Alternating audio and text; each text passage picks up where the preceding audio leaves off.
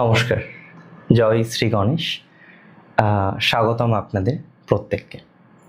আজকে আলোচনা করব খুব গুরুত্বপূর্ণ একটি টপিক নিয়ে, ঘরের শত্রু। হ্যাঁ, এটা ঠিক, প্রত্যেকের জীবনে শত্রু থাকে, কারোর কম কারোর বেশি। শত্রুহীনভাবে কেউ আছেন আমার মনে হয় না। কথাই শুনি, অনেকে বলেন যে বোবার কোনো শত্রু হয় না, কেউ বলেন সবের কোনো শত্রু হয় না। কথাটা হয়তো একদিক থেকে ঠিকও। যেটা সব থেকে গুরুত্বপূর্ণ, যে জায়গাটা সব থেকে বেশি গুরুত্বপূর্ণ, সেটি হলো বৃষরাশির শত্রু। এবং আজকে আমরা বৃষরাশির ঘরের শত্রুদের নিয়ে আলোচনা করব। দেখুন, আমি বারবারই বলি, বৃষরাশি ধৈর্য, স্থায়িত্ব, যে কোনো পরিস্থিতিকে সামলে নেওয়ার ক্ষমতা রাখেন। আপনারা যেখানেই যান না কেন, আপনাদের শান্ত ব্যক্তিত্বের কারণে চারপাশের পরিবেশটাকেও আপনি শান্ত করে তোলেন। তবে আমি বারবার বলি না, বৃষরাশি হচ্ছে প্রদীপের মতো। মাটির প্রদীপ যেমন স্থির থেকে তেল সলতের সাহায্যে একা একাই জ্বলে ওঠে, আর শুধু জ্বলে ওঠে না, চারপাশকে আলো প্রদান করে, ঠিক একই রকমভাবে আমরা দেখেছি যে বৃষরাশি অপরের দায়িত্ব কর্তব্য করতে কখনোই পিছু পা হয় না। কিন্তু বৃষরাশিরও শত্রু থাকে, আর এক্স্যাক্টলি সেমই শুনছেন, ঘরের শত্রুও থাকে। আমরা বিভিন্ন রকম ক্ষেত্রে দেখেছি বৃষরাশির শত্রুতা আসছে, যদিও বর্তমান পরিস্থিতি একটু ভিন্ন। বৃষরাশি এখন একটু কর্ম নিয়ে, কেরিয়ার নিয়ে বেশি চিন্তিত, বেশি ভাবছেন। আপনারা অনেক ক্ষেত্রেই দেখেছেন বর্তমান ফ্যামিলির কিছু প্রবলেম, পারিবারিক কুটকাচালি, এগুলো আপনার ব্যক্তিগত জীবনকে বারবার ছাড়খাড় করে দিচ্ছে। মনের কথা আপনি কাউকে বলতেও পারছেন, একদম প্র্যাকটিক্যাল। আপনি আপনার মনের কথা কাউকে বলতে পারছেন না। আপনি অন্তত যাদের বলতে চান তাদেরকে তো বলতেই পারছেন। আমি আমার এক্সপিরিয়েন্সে দেখেছি, আপনি যাদেরকে নিজের পরিবারের অবিচ্ছেদ্য অংশ হিসেবে মনে করেন, বিপদে বুক দিয়ে যাদের আগলান, তারাই আপনার চোখের আড়ালে আপনার ক্ষতি করার চেষ্টা করে, বারবার ক্ষতি করে। বৃষরাশির জাতক জাতিকাদের একটা কথা আমি বারবার বলি, পরিবার আপনার জন্য যেমন সাপোর্টিভ, তেমনই আপনার জন্য মোস্টলি ডিস্ট্রাকটিভ। বহু জাতক জাতিকার আপনারা পরিবারের জন্য পিছিয়ে আছেন, ঘরের শত্রুর জন্য পিছিয়ে আছেন। তারা আপনারই খাবে, আপনারই পড়বে, আর দিন শেষে আপনারই চরমতম ক্ষতি করার চেষ্টা করবে। এটা প্র্যাকটিক্যালি আমরা বারবার দেখতে পাই। প্রশ্ন হলো, কারা শত্রু হয় বৃষরাশির? সেটা তো আজকে বুঝতে হবে।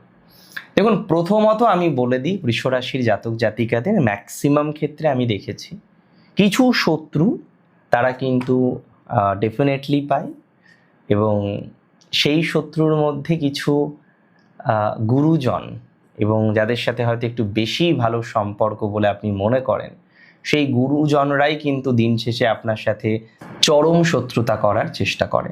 তাহলে দিন শেষে এই বক্তব্যটা আমাদের দিতেই হবে যে আপনার কিছু গুরুজন আছেন যারা দিন শেষে আপনার সাথে চরমতম শত্রুতা করার চেষ্টা করে।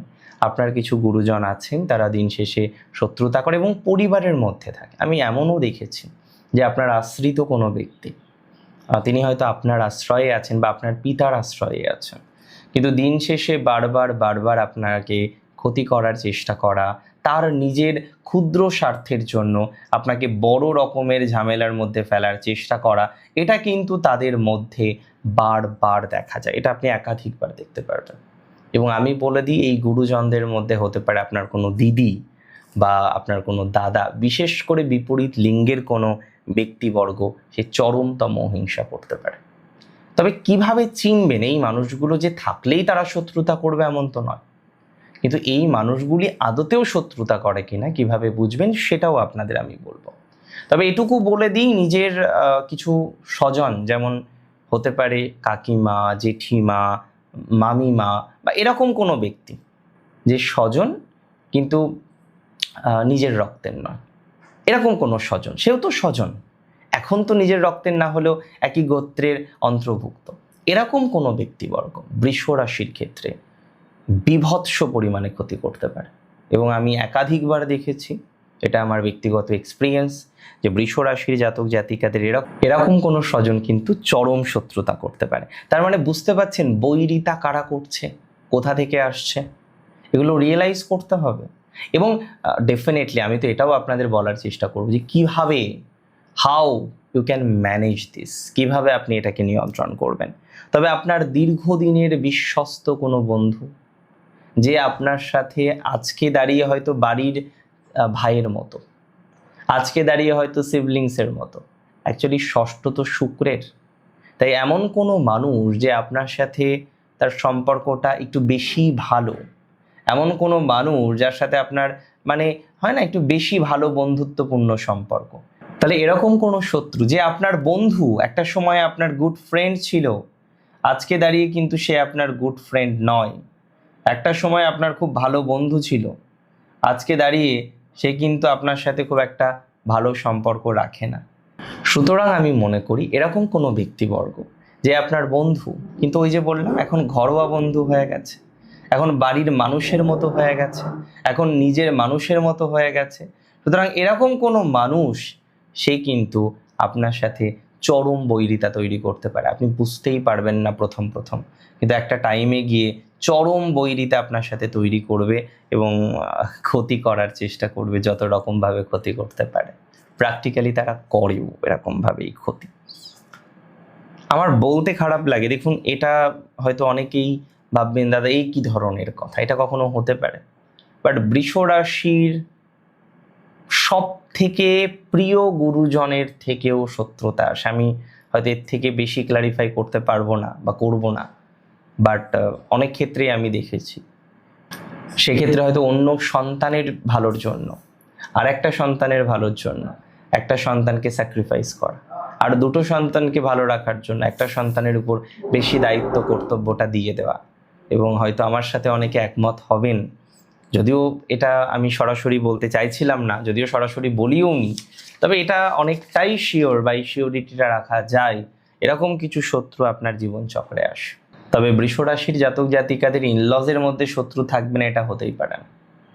বহু বৃষ রাশির জাতক জাতিকাদের ক্ষেত্রে ইনলজের শত্রুটা আমরা দেখেছি।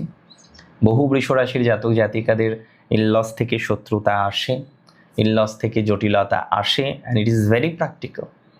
ইনলজ থেকে কোনো না কোনো ঝামেলা তৈরি হবেই এবং শত্রুতা হবেই। সেই ইনলজরা আপনার পার্টনারের কান ভাঙাবে এবং রেগুলার বেসিসে ভাঙাবে। দেখুন কি করে চিনবেন এদেরকে বলুন তো, খুব সমস্যা। আমি বলে দিই, এদেরকে চিনবেন প্রথমত এদের অতিরিক্ত মিষ্টি কথা। বৃষ রাশি বুঝে নিন যে অতিরিক্ত মিষ্টি কথা বলবে আপনার সাথে, অতিরিক্ত কৌতূহল দেখানোর চেষ্টা করবে। এরা সব সময় আপনার সমস্যার কথা জানতে চেয়ে এমনভাবে প্রশ্ন করার চেষ্টা করবে যেন আপনার কত ভালো চায়। কিন্তু মনে রাখবেন চোখের জলই এদের সব থেকে মনের চরম তৃপ্তি। আপনার খারাপ সময় এরা সবার আগে আপনাকে একা করে দেবে। 3টে নক্ষত্র, কৃত্তিকা নক্ষত্রের শত্রু থাকেই, কৃত্তিকার একাধিক শত্রু থাকে।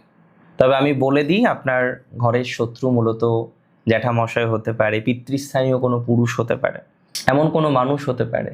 অনেকের ক্ষেত্রে হয়তো পিতার সাথেও মাঝে মাঝে ঝামেলা করে ফেলেন, কিন্তু পিতা মাতা তো কখনোই শত্রু হতে পারে না, এটা তো স্বাভাবিক। কিছু কিছু সময় হয়তো মনে হবে, কিন্তু অ্যাকচুয়ালি এটা নয়। হ্যাঁ, এমন কোনো মানুষ সে আপনার আত্মসম্মানে বারবার আঘাত দেবে। রোহিণীর ক্ষেত্রে ম্যাক্সিমামই শত্রু। রোহিণীর ভালো খুব কম মানুষ চায়, রোহিণী সবার ভালো চায় এমন একটা নক্ষত্র। কিন্তু রোহিণীর ভালোবাসে, রোহিণীর মনে হয় সবাই ভালোবাসে, বাট অ্যাকচুয়ালি কে ভালোবাসে এটা বোঝাটা খুব রোহিণীর পক্ষে মুশকিল। সো ঘরের শত্রু রোহিণীর থাকেই, এবং ম্যাক্সিমাম ক্ষেত্রেই নিজের কোনো বিশ্বস্ত মানুষ থেকেই আসে, নিজের পার্টনার থেকেও শত্রুতা আসে রোহিণীর।